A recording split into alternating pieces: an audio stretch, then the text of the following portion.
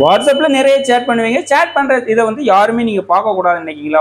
நீங்க சேட் பண்றது வந்து உங்களுக்கு பிரைவசியா இருக்கணும், நீங்க மட்டும் தான் பார்க்கணும் அப்படின்னு நினைச்சீங்கன்னா முதல்ல இந்த செட்டிங்ஸை ஆன் பண்ணி வச்சு அதுக்கு என்ன பண்ணீங்கன்னா முதல்ல வாட்ஸ்அப் எடுத்துக்கோங்க. வாட்ஸ்அப்ல வந்து ப்ரொஃபைல் எடுத்துக்கோங்க. ப்ரொஃபைல் அப்படி கீழே ரோல் பண்ணி பார்த்தீங்கன்னா அப்படியே சாட் லாக் அப்படிங்கிற மாதிரி இருக்கும். இந்த சாட் லாக்கை ஆன் பண்ணி வச்சுக்கோங்க. ஆன் பண்ணும் போது உங்களுக்கு ஃபிங்கர் பிரிண்ட் கேட்கும், இல்லை பாஸ்வேர்டு லாக் இருக்கும். இந்த லாக்கை போட்டு வச்சுட்டீங்கன்னா இனிமே உங்க சாட்டை யாருமே பார்க்க முடியாது. வாட்ஸ்அப்ல நியூ அப்டேட்டா வந்திருக்கு. அந்த அப்டேட் தரமான அப்டேட்டா இருக்கு. அந்த அப்டேட் என்ன அப்படின்னு பார்த்தீங்கன்னா போட்டோஸ் வீடியோஸ் வந்து அவங்களுக்கு சென்ட் பண்ணுவீங்க. அவங்களுக்கு வந்து சென்ட் பண்ற போட்டோஸ் வீடியோஸ் வந்து சேவ் பண்ணக்கூடாது அப்படின்னு நினைச்சீங்கன்னா முதல்ல இந்த செட்டிங்ஸை ஆன் பண்ணி வச்சுக்கோங்க.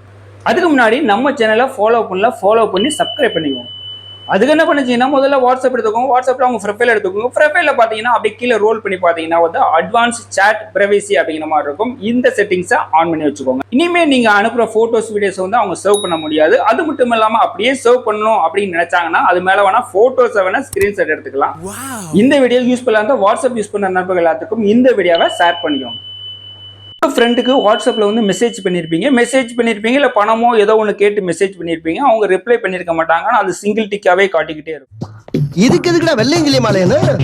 ஆனா அவங்க மொபைல்ல வந்து டேட்டா எல்லாமே ஆன்ல தான் இருக்கும். இன்ஸ்டாகிராம் எல்லாம் பார்த்துட்டு இருப்பாங்க, ஃபேஸ்புக் இல்ல மாதிரி பார்த்துக்கிட்டே இருப்பாங்க. ஆனா வந்து சிங்கிள் டிக் மட்டுமே காட்டிக்கிட்டு இருக்கும். இந்த ட்ரிக்ஸ் எப்படி பண்ண போறோம் அப்படின்னு பாத்தீங்கன்னா அதுக்கு மொபைல் எடுத்துக்கோங்க. மொபைல்ல வந்து செட்டிங்ஸ் போங்க. செட்டிங்ஸ்ல உள்ள போய் பாத்தீங்கன்னா மொபைல் நெட்வொர்க் எடுத்துக்கோங்க. டேட்டா யூசேஜ் அப்படிங்கிற மாதிரி இருக்கும். இந்த டேட்டா யூசேஜ்ல போயினா நெட்வொர்க் அட்ஜஸ்ட் அப்படிங்கிற மாதிரி இருக்கும்.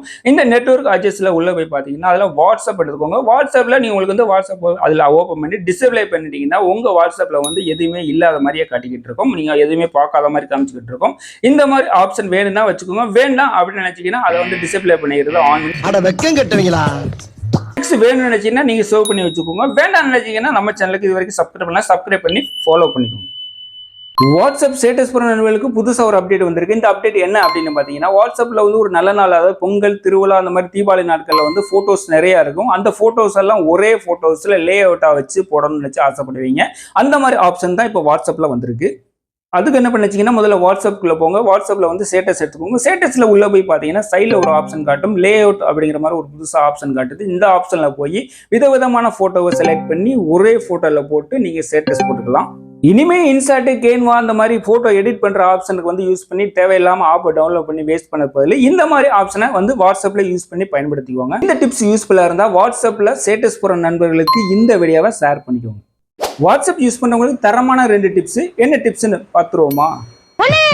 வாட்ஸ்அப் யூஸ் பண்றவங்க வீடியோ கால் பண்ணுவீங்க. வீடியோ கால் பண்ணும்போது அந்த வீடியோ வந்து டைரக்டா முதல்ல போகும். இப்போ வர்ற வீடியோ கால் எல்லாமே பாத்தீங்கன்னா உங்களுக்கு தேவைன்னா வீடியோ ஆன் பண்ணிக்கலாம், தேவையில்லைன்னா ஆஃப் பண்ணி வச்சுக்கலாம் அப்படிங்கிற ஆப்ஷன் வந்திருக்கு.